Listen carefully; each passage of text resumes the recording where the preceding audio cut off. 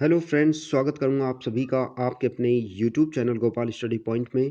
और फ्रेंड्स, आज के इस वीडियो सेशन में अगेन हम साइंस की सीरीज को कंटिन्यू रखते हुए कुछ महत्वपूर्ण प्रश्नों के ऊपर डिस्कस करेंगे। सो फ्रेंड्स, आपसे रिक्वेस्ट करूंगा इन सभी क्वेश्चनों का आंसर आप कमेंट बॉक्स में लिखिएगा। और यदि आप चैनल पर नए हैं तो चैनल को सब्सक्राइब करके बेल आइकन को ऑन कर दीजिए। तो चलिए फ्रेंड्स, स्टार्ट करते हैं आज का वीडियो सेशन।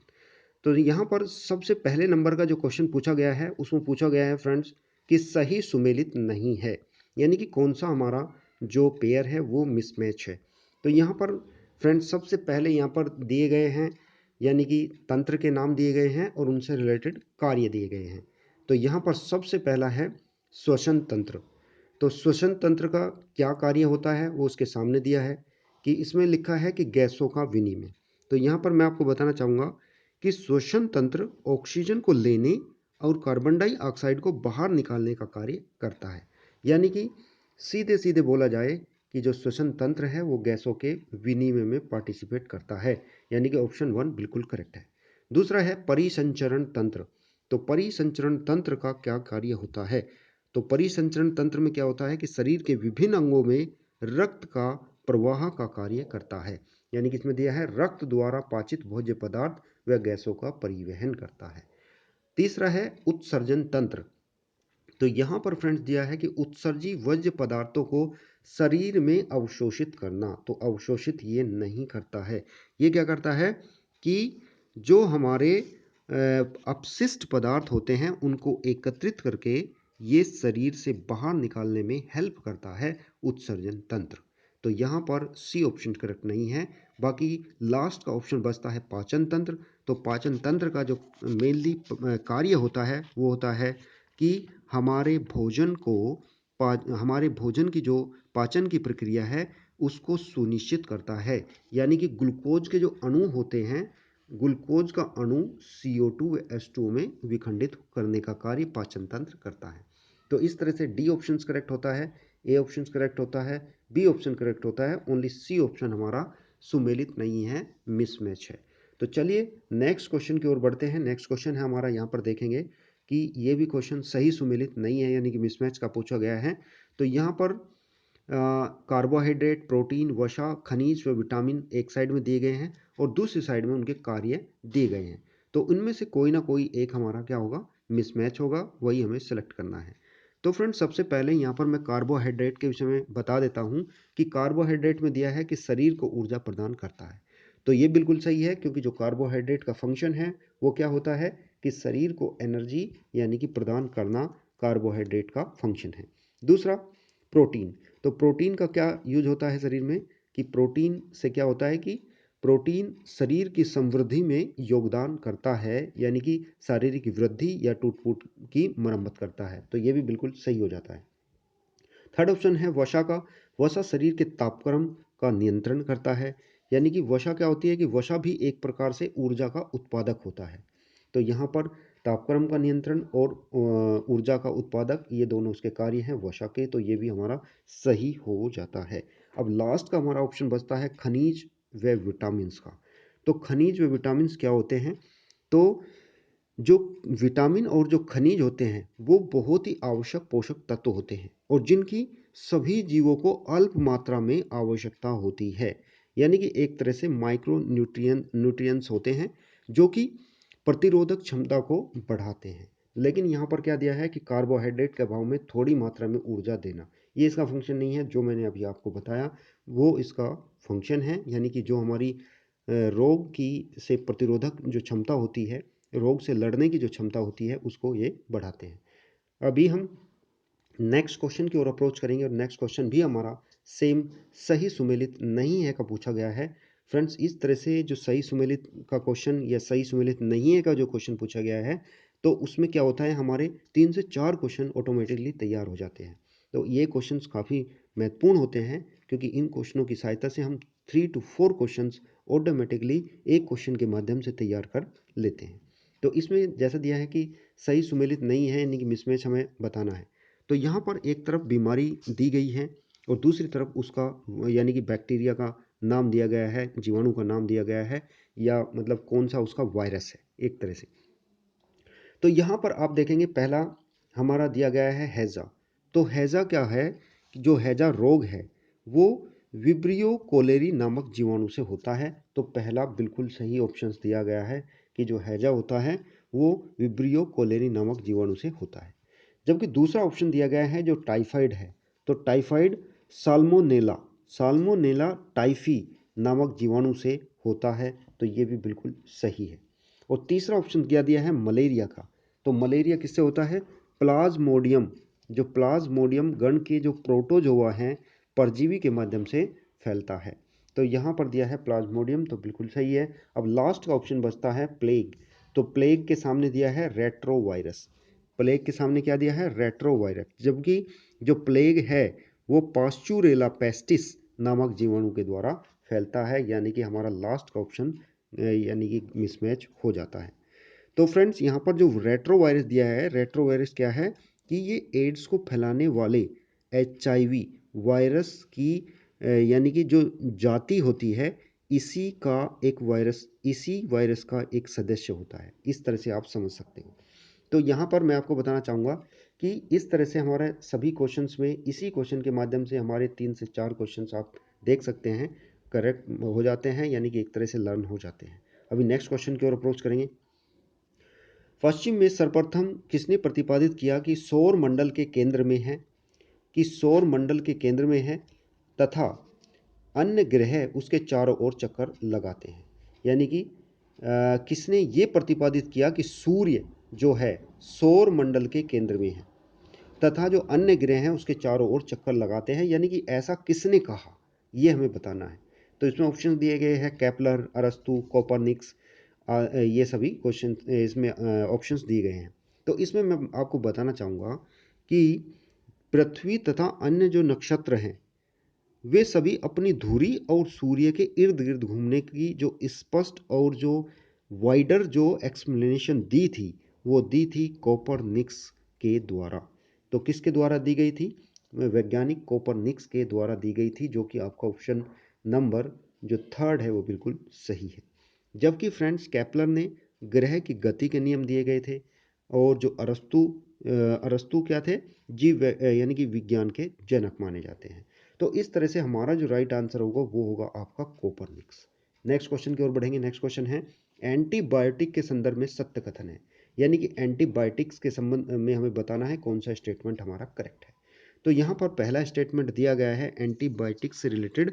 इसमें दिया गया है कि पहली खोजी गई एंटीबायोटिक्स कौन सी थी? पेंसिलिन थी, जिसको अलेक्जेंडर फ्लेमिंग ने पेंसिलिनम नोटेटम नामक कवक से प्राप्त किया था। दूसरा ऑप्शन दिया गया है कि पेंसिलिन, स्ट्रेप्टोमाइसिन, टेट्रासाइक्लिन सर्वाधिक प्रचलित एंटीबायोटिक हैं। तो फ्रेंड्स यहाँ पर मैं आपको बताना चाहूँगा कि पेंसिलिन, स्ट्रेप्टोमाइसिन, टेट्रासाइक्लिन सबसे अधिक प्रचलित एंटीबायोटिक औषधियाँ हैं और पेंसिलिन की जो खोज थी वो अलेक्जेंडर फ्लेमिंग ने की थी। तो ये दोनों ही ऑप्शंस हमारे करेक्ट हो जाते हैं, यानी कि option number 1 and 2 both are correct, यानी कि ऑप्शन नंबर बी हमारा इस क्वेश्चन का सही आंसर होगा। अभी नेक्स्ट क्वेश्चन की ओर बढ़ेंगे। होम्योपैथी का आविष्कार किसने किया था? बहुत ही अच्छा क्वेश्चन है, होम्योपैथी का आविष्कार किसने किया था? तो यहाँ पर फ्रेंड्स मैं आपको बताना चाहूँगा कि होम्योपैथी का जो आविष्कार किया था वो किया था जर्मनी के एक डॉक्टर थे जिसका नाम था हैनीमैन। जिसका नाम क्या था? हैनीमैन था, यानी कि आपका ऑप्शन नंबर ए इस क्वेश्चन का बिल्कुल सही आंसर हो जाता है। और यहाँ पर इससे रिलेटेड मैं एक दो क्वेश्चन और आपको बताना चाहूँगा। जैसा कि अभी एक लेटेस्ट में विश्व होम्योपैथी डे यानी कि विश्व होम्योपैथी दिवस मनाया गया। तो वो कब मनाया जाता है? तो वो मनाया जाता है 10 अप्रैल को। तो फ्रेंड्स ये 10 अप्रैल को ही क्यों मनाया जाता है? क्योंकि फ्रेंड्स जो 10 अप्रैल 10 अप्रैल 10 अप्रैल 1775 में जो हमारे डॉक्टर हैनीमैन थे इनका जन्म हुआ था। तो इन्हीं के जन्मदिन पर विश्व में होम्योपैथी दिवस बनाया जाता है, जो कि 10 अप्रैल को हम सेलिब्रेट करते हैं। और इस बार का यानी कि 2022 की यदि थीम पूछ ली जाए कि होम्योपैथी दिवस की क्या थीम थी, तो वो थीम थी स्वास्थ्य की पहली पसंद, स्वास्थ्य की पहली पसंद। तो ये उसकी थीम थी। और यदि मैं होम्योपैथी का यानी कि संधि विच्छेद करूं तो ये होता है कि होमोइयस, होमोइयस प्लस पैथोस, जिसका अर्थ होता है, होमोइयस का मतलब होता है समान, पैथोस का मतलब होता है दुख, यानी कि सबके दुख समान।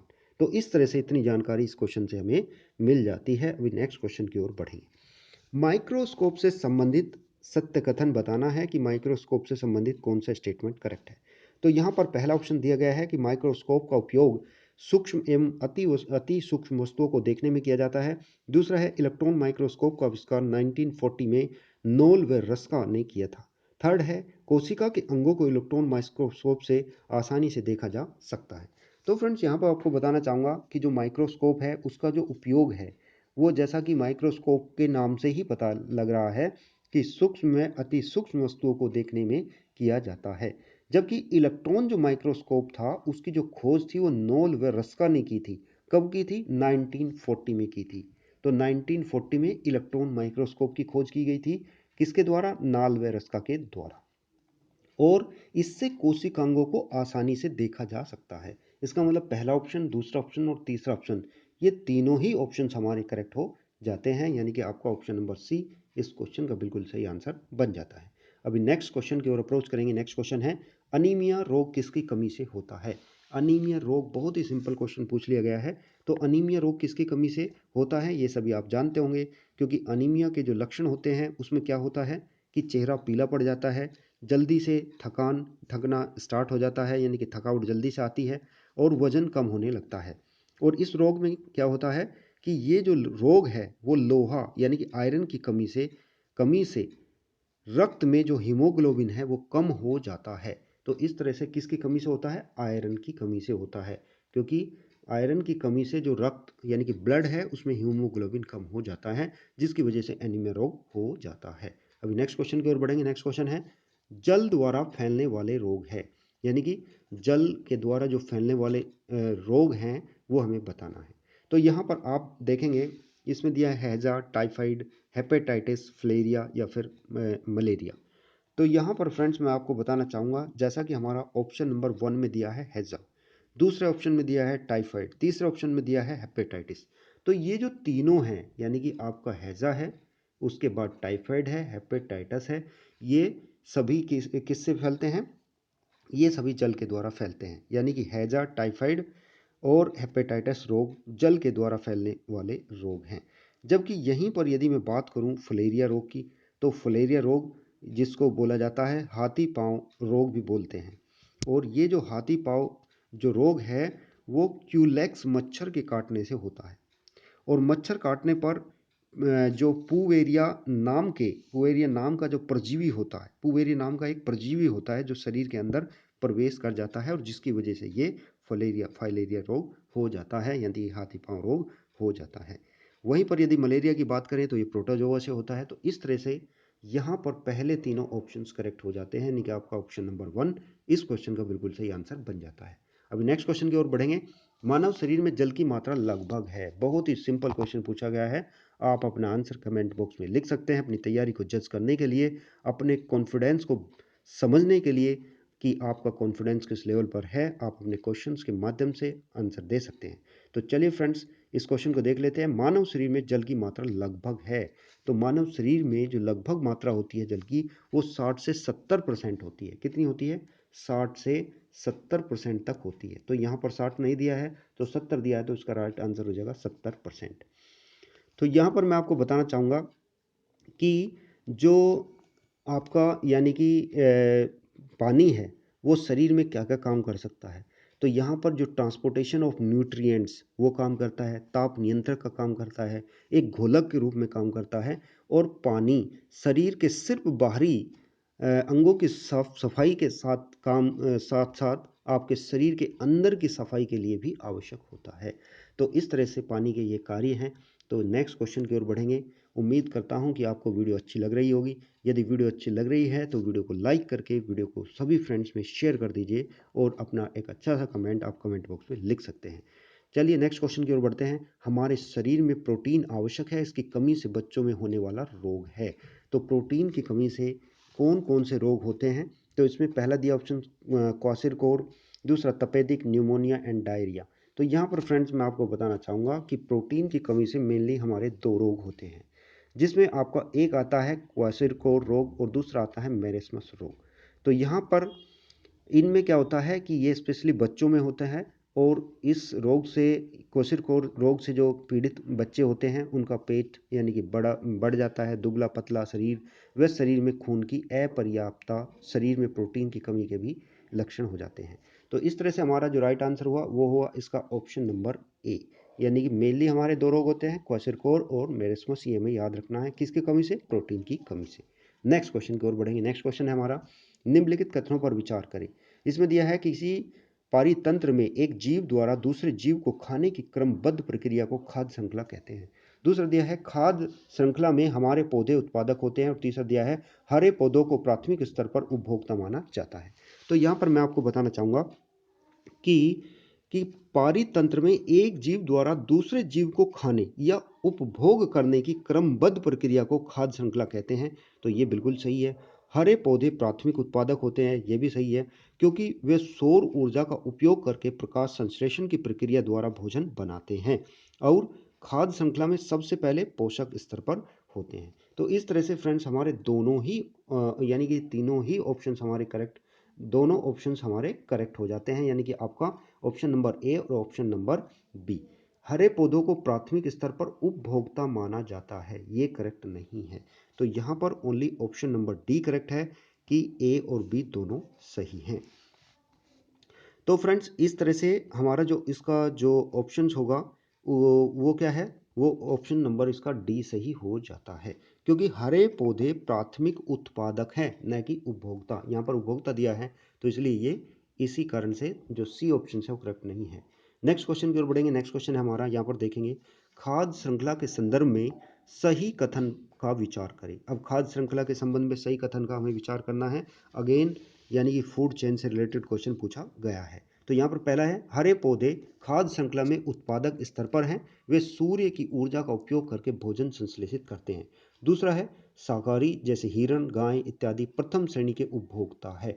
तीसरा है मांसाहारी द्वितीय श्रेणी के उपभोक्ता हैं और लास्ट का ऑप्शन दिया है डी, सभी सही है। तो यहाँ पर मैं आपको बताना चाहूँगा कि घास और पौधे खाद्य श्रृंखला में उत्पादक स्तर पर है न कि उपभोक्ता। उत्पादक स्तर तो बिल्कुल सही है। दूसरा क्या है कि वे सूर्य की ऊर्जा का प्रयोग करके प्रकाश संश्लेषण क्रिया करते हैं और ऊर्जा के रूप में खाद्य पदार्थों का उपभोग हिरण शाकाहारी प्रथम श्रेणी का उपभोक्ता करता है।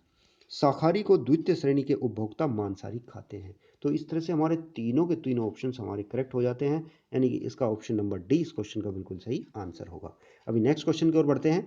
पारिस्थितिकी तंत्र बनता है, यानी कि पारिस्थितिकी तंत्र किनके द्वारा बनता है? तो यहाँ पर पहला ऑप्शन दिया गया है जैविक घटकों से, दूसरा दिया है भौतिक घटकों से।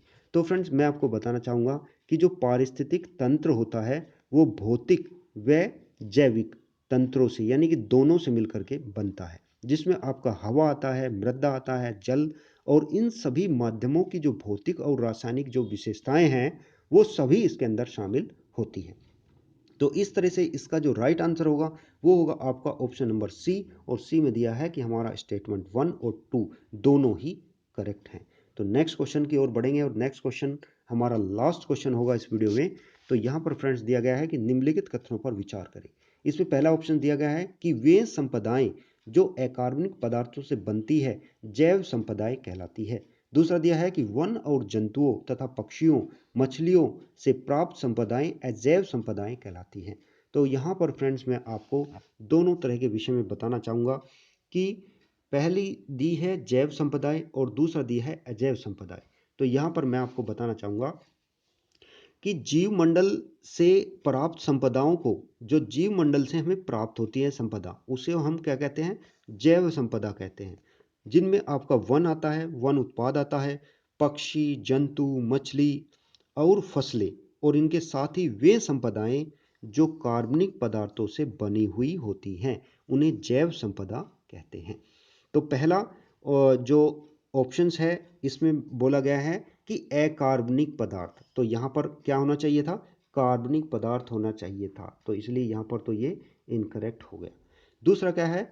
दूसरा है कि वे संपदाएं जो अकार्बनिक पदार्थों से बनती है उन्हें अजैव संपदाएं कहलाती हैं।